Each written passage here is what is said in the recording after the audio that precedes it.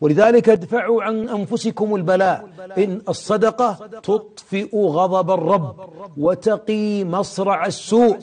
أحبابي، كم طلع ابنك وابني ومسرع ولا مسرع يقول أبوي والله مسكت الفرامل بغيت أدخل تحت التريلا.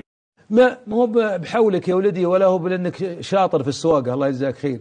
لعل أما دعت ولعل صدقة دفعت عنك.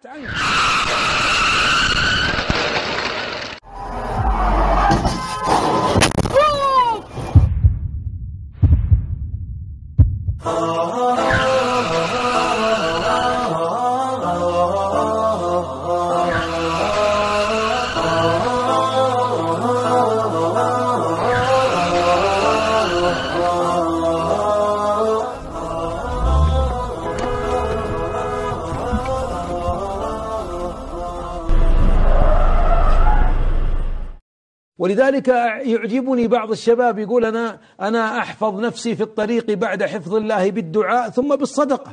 أتصدق، هي أعظم ما يحفظ الإنسان. أنت إذا ودعت الصدقة عند الله استودع الله كل شيء تحبه. الله أكبر، الله عظيم.